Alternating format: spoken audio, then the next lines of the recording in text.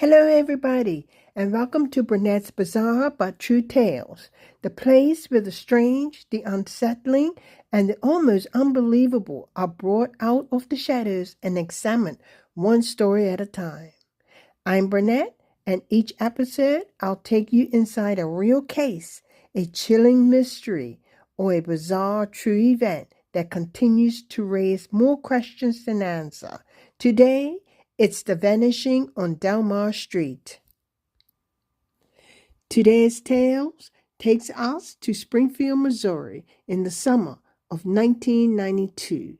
It begins on what should have been a joyful graduation weekend, filled with parties, plans, laughter, and the promise of a new chapter. But before sunrise, that celebration will become one of America's most haunting unsolved disappearances. This is the story of Sherrill Levitt, her daughter Suzanne, Suzie Streeter, and Suzie's best friend Stacy McCall, three women who vanished from a quiet house on Delmar Street, leaving behind their cars, their purses, their keys, and a home full of unanswered questions. No clear struggle, no confirmed sightings, no goodbye, nothing. So settle in, turn the lights down if you dare, and join me as we step carefully into the mystery known as the Springfield Three, the Vanishing on Delmar Street. When investigators and family members first tried to understand what happened inside 1717 South Delmar Avenue, they were not met with obvious signs of violence. No blood, no overturned furniture, no shattered window, just a house that looked recently occupied and suddenly abandoned. The television was on, turned only to static. Three purses set in the kitchen, still holding money, keys, identification. The cars were outside. The family dog was unsettled. And the women who should have been there were gone.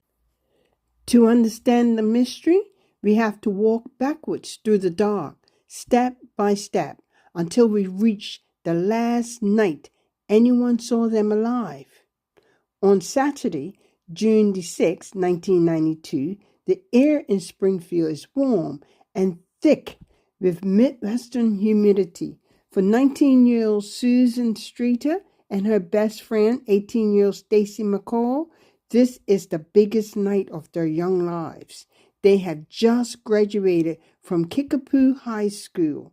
For Suzie and Stacy, the night began with celebration, photographs, crowded rooms, friends moving from party to party, and the restless energy that comes at the end of high school.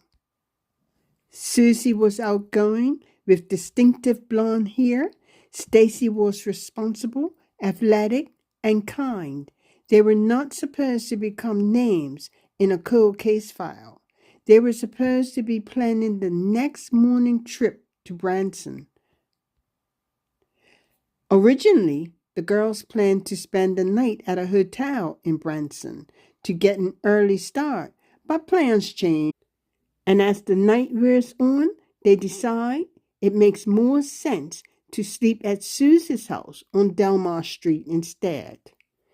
At around 2 a.m. on Sunday, June the 7th, Suzie and Stacy say their goodbyes to their friends. They get into their separate cars and drive towards 1717 South Delmar Avenue. Waiting for them at the house is Suzie's mother, 47-year-old Sherrill Levitt. Sherrill was a talented hairdresser and a single mother who was extremely close to her daughter.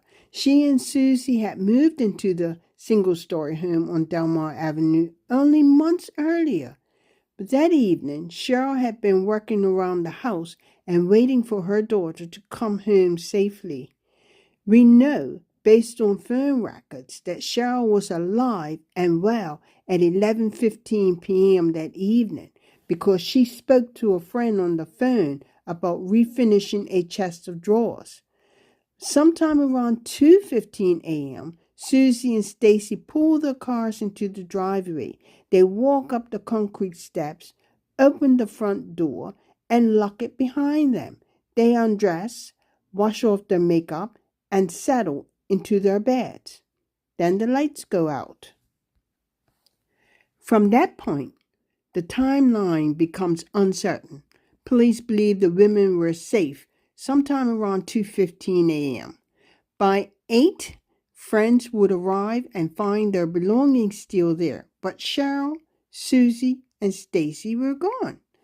Sunday morning arrives bright and ordinary, the kind of morning that should have been filled with road trip plans, fast food breakfast, and the first real taste of summer freedom.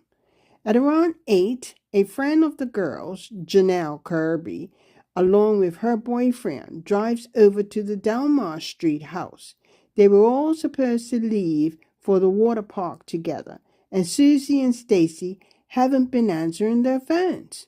When Janelle arrives, the first thing she notices is that all 3 vehicles are still there. Sherrill's, Suzie's, and Stacy's. On the porch, she steps onto broken frosted glass from the light cover. The bulb itself is still intact. Janelle knocks on the door. No answer. She tries the handle. To her surprise, the front door is completely unlocked. She pushes it open and steps inside. Inside, the scene was quiet, but not empty. The television filled the room with static. Cinnamon, the family's Yorkshire Terrier, was unsettled and moving through the house. In the bedrooms, the beds appeared to have been slept in. Stacy's clothes were folded. Her jewelry was left behind. In the kitchen, the purses were still there. 3 of them, lined up with the ordinary contents, still inside. Then the phone rings. Janelle answers. A male caller is on the line. He does not ask for Sherrill, Suzie, or Stacy. Instead, he launches into a vulgar, disturbing message. Janelle hangs up. Later, she notices a similar message on the answering machine, and frightened and confused, she deletes it before police can preserve it. Now, that deleted message remains one of the most frustrating details in the case. It is impossible to know whether it was connected to the disappearances or simply a cruel coincidence. But in true crime investigations, small details matter. A voice, a tone, a background sound. Any of it could have helped the investigators determine whether the caller was a suspect, a witness, or nothing at all. Janelle assumes the women must have gone out for a walk, or perhaps stepped away unexpectedly.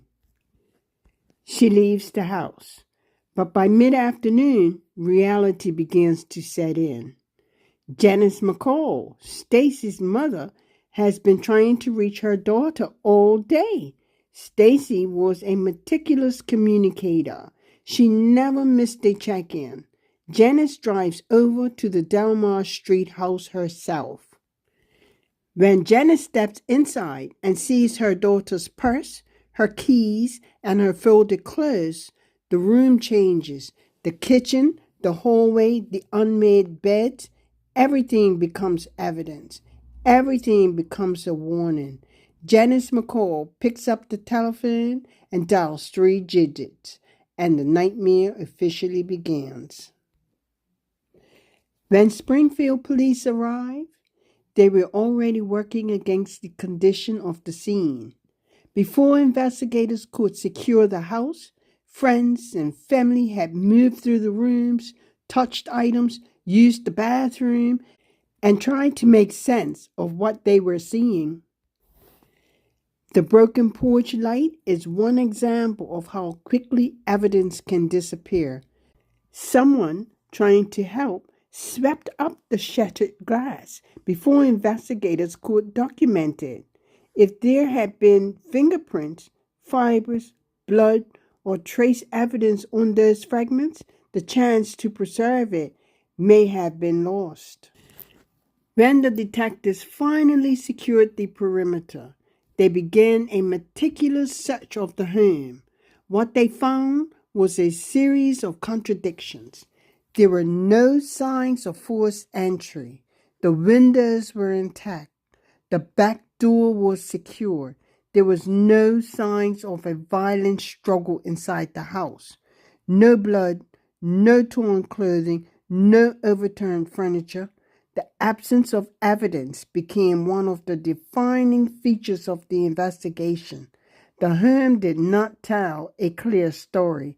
It offered fragments: an unlocked door, a broken light cover, abandoned purses, a dog left behind, and 3 people missing. Okay, so let's look at what they did find.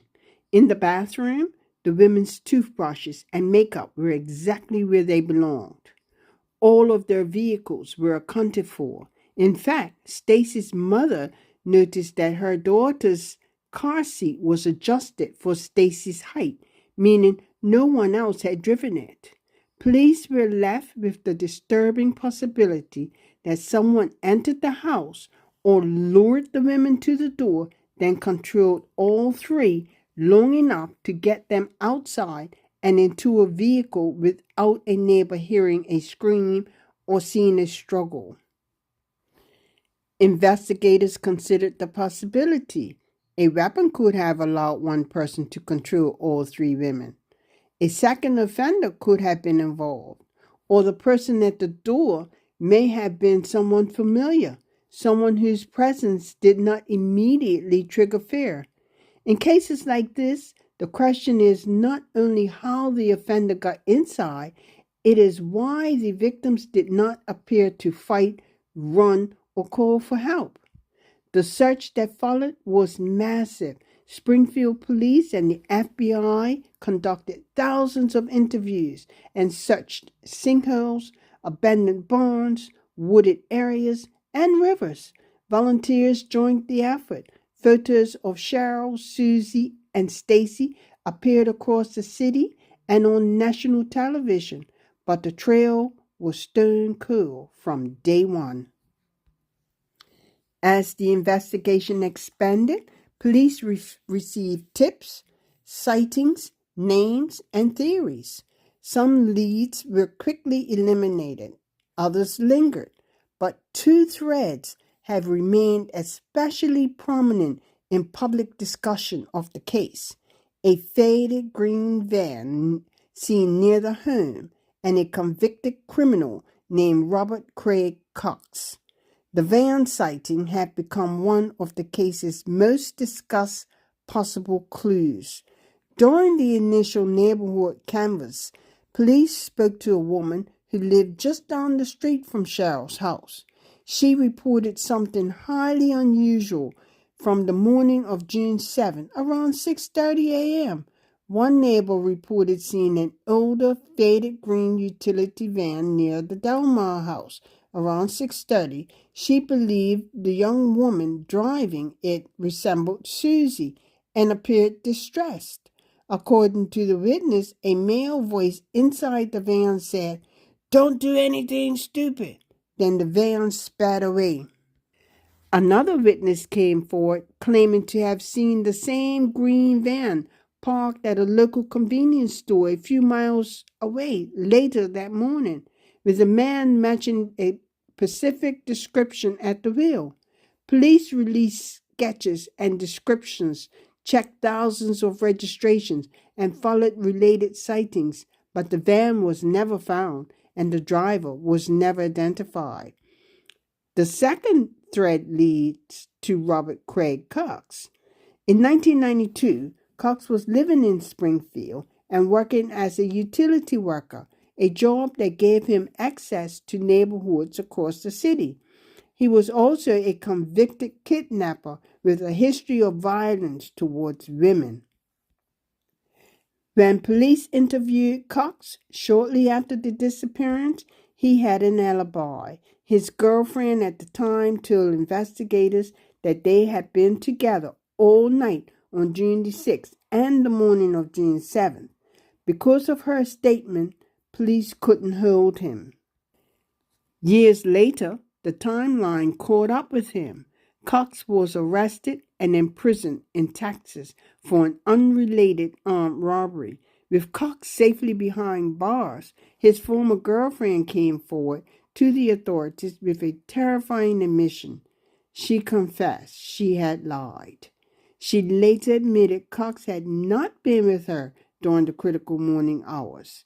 He had arrived late and disheveled, and she said she gave the alibi because she feared him.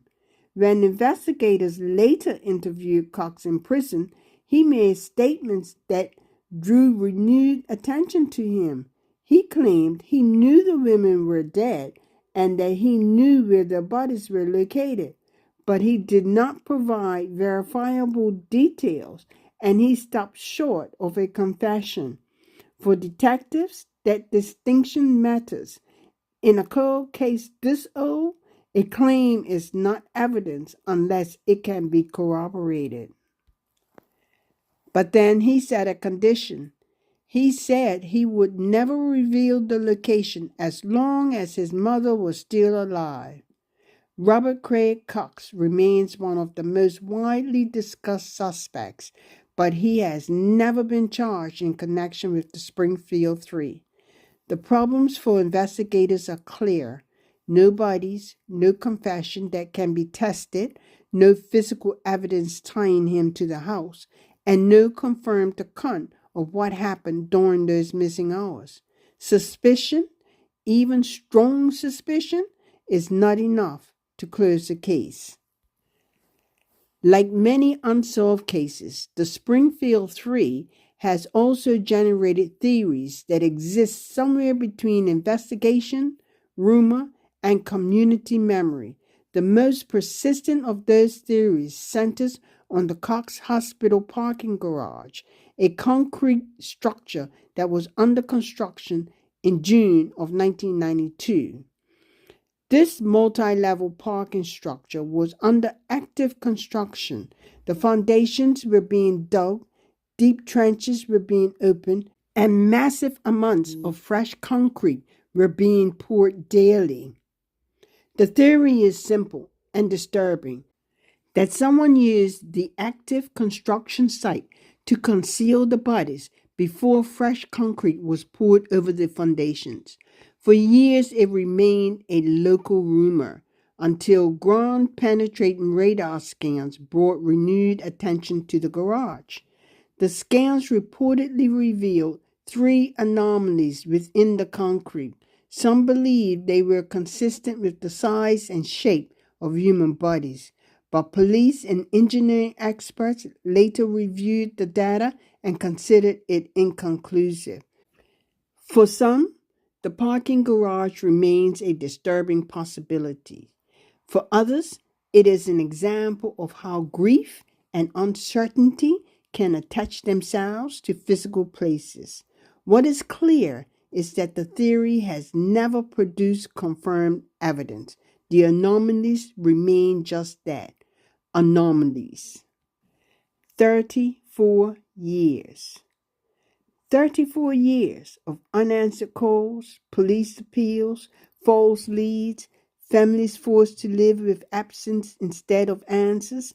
Stacy McCall spent decades advocating for Stacy and keeping the case in the public eyes. Sherrill's son, Bart Levitt, died without ever knowing what happened to his mother and sister. The Springfield Police Department still classifies the disappearance as an active open case.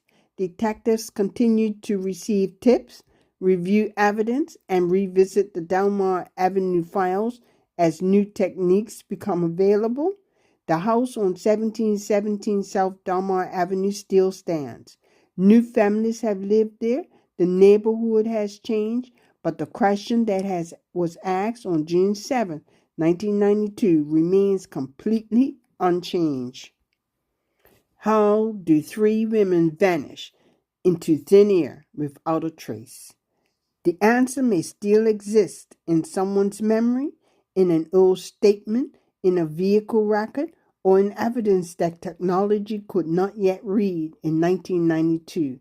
Until then, the Springfield Three remains suspended between what is known and what may never be known. Three women, one quiet house, and a disappearance that still refuses to resolve itself. To recap, on the morning after graduation night, Sherrill Levitt, her daughter Suzanne Suzie Streeter, and Stacy McCall vanished from a home that showed few clear signs of violence, but many unanswered clues. The broken porch light, the abandoned purses, the strange phone calls, the possible green van sighting, and decades of theories that have never produced confirmed answers. What remains is not just a mystery, but an open wound for three families and a community still waiting for the truth.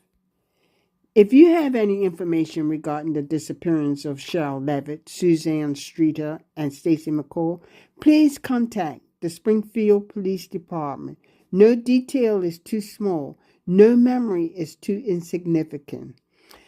Thank you for joining me for this episode of Bernette's Bizarre but True Tales. Some stories end with answers. This one does not. It ends with an unlocked door, a television hissing with static, three purses left inside, and a silence that has lasted more than 3 decades. But silence is not the same as closure.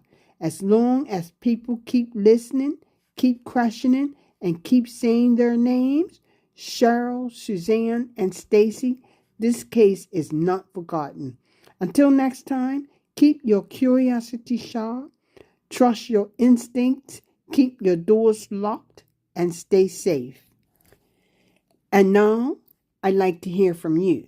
What do you think happened to Sherrill, Suzie, and Stacy that night? Share your theory in the comments, but please keep it respectful, because behind every theory are 3 real women, 3 grieving families, and a case that remains open.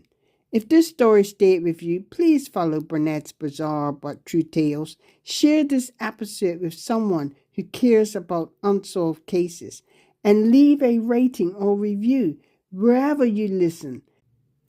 That's it, folks, and I'll see you on the next story.